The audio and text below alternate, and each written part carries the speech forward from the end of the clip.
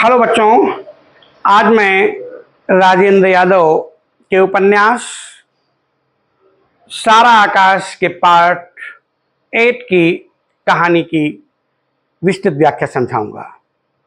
बेटे आपको ध्यान से सुनना है। इसके पहले पार्ट 7 तक मैं आपको बता चुका हूं, एक बार करेक्टर्स को रिवाइज कर लेते हैं।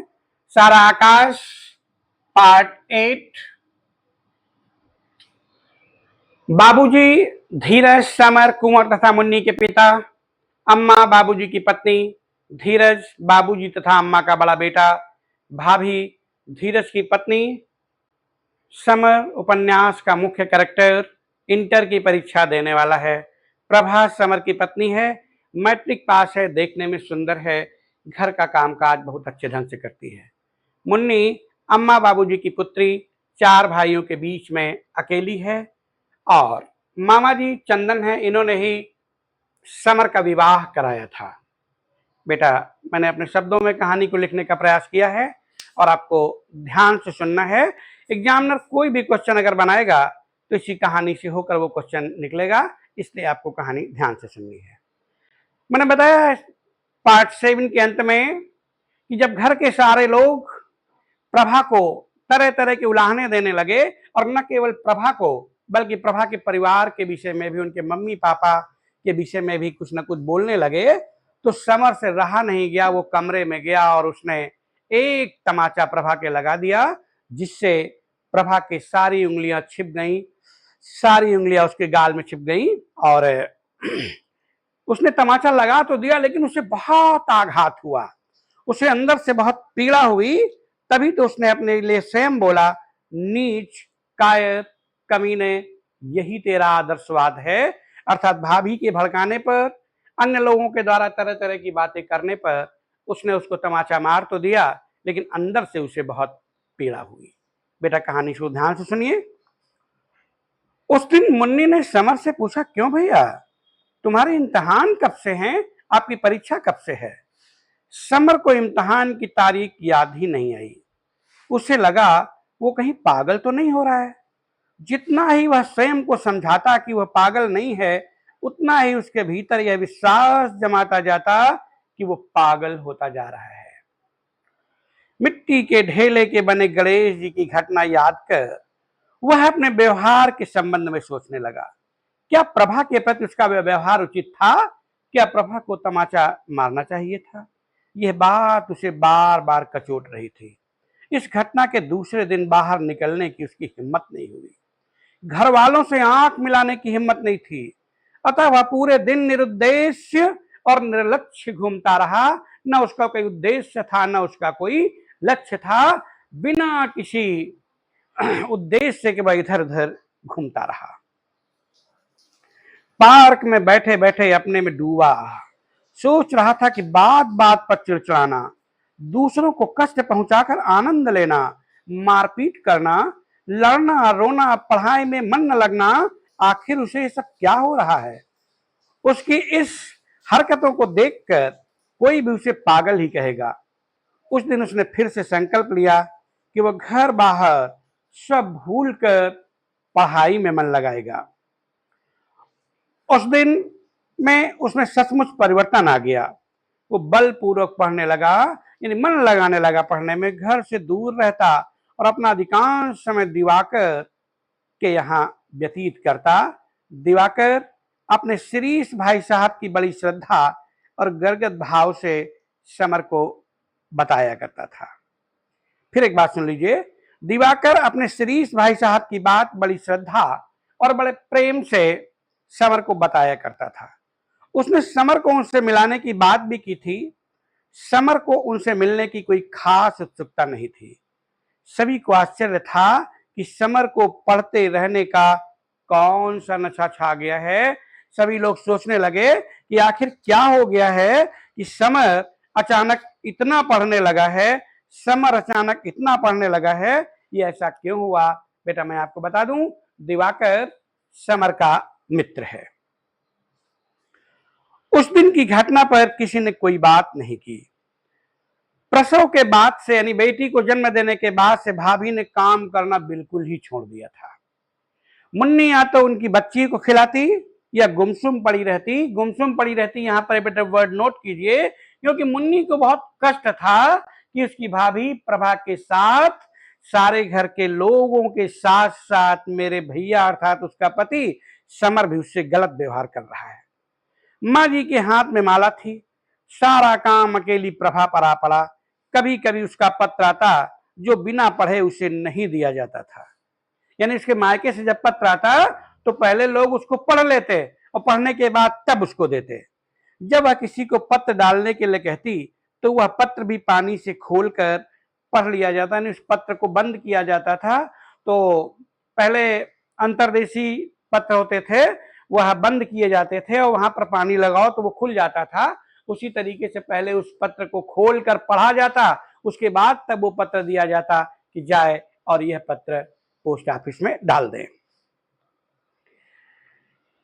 शायद उसने पत्र लिखने ही बंद कर दिए थे।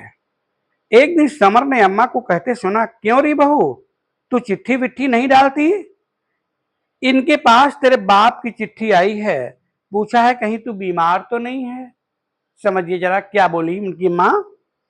कि माँ बोली, क्यों री बहू, तू चिट्ठी विट्ठी नहीं डालती? ये बेटा लेखक के ही वर्ड हैं।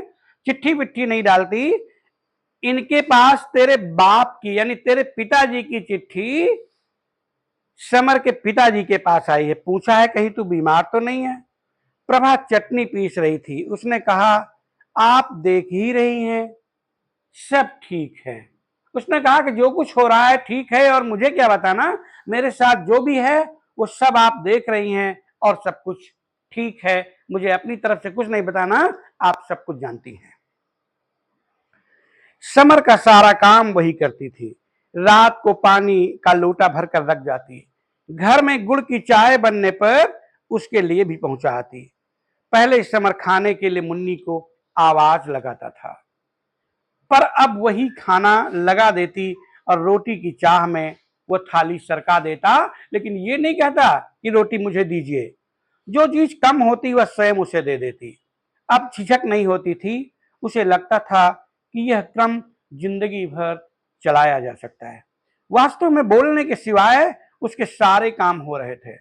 समय व्यतीत होता जा रहा था, समय व्यतीत होता जा रहा था, समय आगे बढ़ रहा था। ठोस पत्थर पर जैसे पानी की धारा बहती चली जाए, उसी तरह दिन और रात लहरों में बदलता चला जा रहा था, बहता जा रहा था। और वह चेतना शून्य होकर देखता था कि पत्थर ज्यों का त्यों है। यहाँ पत्थर समर को बोला गया है कि पत्थर उसी तरह है, वह बिल्कुल नहीं पिघल रहा और वह प्रभा से बिल्कुल भी बात नहीं कर रहा। एक दिन 10 बजने को आए पर दाल में उबाल नहीं आया था। प्रभा जल्दी जल्दी आटा गूंथ रही थी। मुन्ने ने शिकायत की कि बड़ी भाभी को अभी तक दूध नहीं दिया गया, वो नाराज हैं।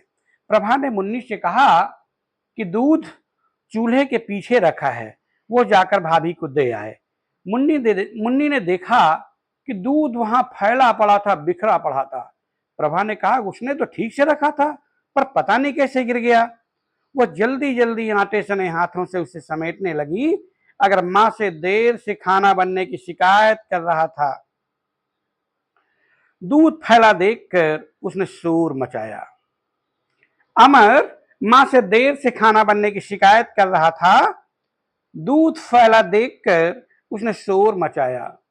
मां पूजा छोड़कर वहां पहुंची और उसे खरी खोटी सुनाने लगी। आग लगे ऐसी पढ़ाई में, 10वीं पढ़ी है ये, 10वां।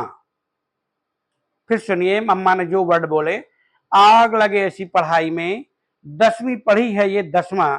क्या घूरे जैसे हालत कर रखी है रसोई की। घूरा मतलब जहां पर गांवों में निकाल करके कूड़ा करकट एक जगह इकट्ठा किया जाता है, उसको घूरा बोलते हैं।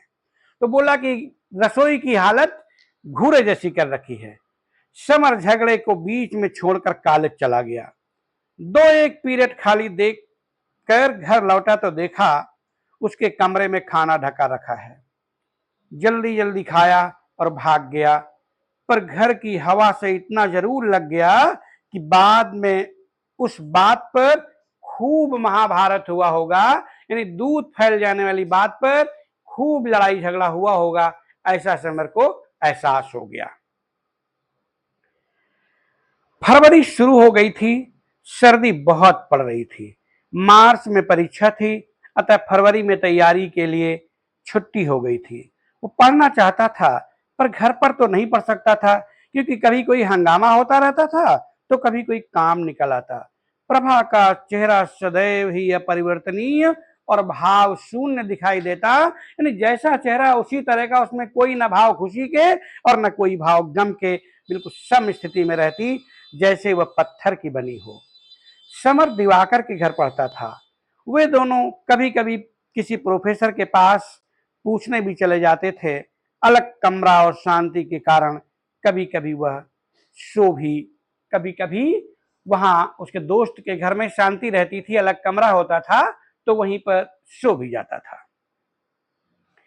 एक दिन सुबह समर दिवाकर के घर से लौटा तो अम्मा प्रभा को बड़े प्यार से सिर धोने के लिए कह रही थी।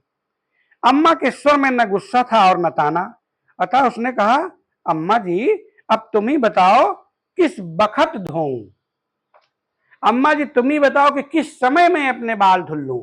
सुबह से शाम तक तो मैं काम में लगी रहती हूँ, आपकी सेवा करना, बाबूजी को सामान पहुंचाना, और भाभी जी का कोई काम करना ही नहीं, भाभी जी को सब कुछ मुझे ही उपलब्ध कराना, तो मेरे पास समय नहीं, मैं किस बखत अपने बाल धोऊं। दोपहर को सिर धोया, पर धूप में छत पर। बाबूजी गुस्सा हो रहे थे कि चारों ओर से लोग देखते हैं, बहू छत पर क्यों है। मुन्नी ने प्रभा का पक्ष लिया। मुन्नी माने बाबूजी की बेटी ने प्रभा का पक्ष लिया। ऊपर छत पर धूप थी, अगर चली ही गई तो क्या ऐसी आफत आ गई। तब वे नरम पड़े। अम्मा बहुत बोलने लगी थी, पर समर का शरीर इस तरह शून्य रहता, जैसे अफीम का इंजेक्शन लगा दिया गया हो, मानो उसे कोई नशा दे दिया गया हो। वह किसी की बात पर अपनी प्रतिक्रिया नहीं करता। बेटा इसमें एक क्वेश्चन बन सकता है, नामकरण के दिन की घटना के बाद की समर की मन स्थिति का उल्लेख समझाकर लिखिए। एक क्वेश्चन ये बन सकता है बेटा, और दूसरा क्वेश्चन बन सकता है, दूध बिखर जाने की घटना तथा परिवार के सदस्यों की इस पर प्रतिक्रिया का वर्णन अपने शब्दों में कीजिए। बेटा ये दो क्वेश्चन अक्सर आते हैं, और इन दो क्वेश्चंस में जो भी पूछा गया है मैंने कहानी में बहुत ही स्पष्ट तरीके से सुना दिया है। फिर भी अगर किसी प्रश्न में कोई प्रॉब्लम है तो कमेंट करके मुझसे पूछिए। बेटा अगर वीडियो अच्छा लगा हो तो लाइक, शेयर और सब्सक्राइब करें। धन्यवाद।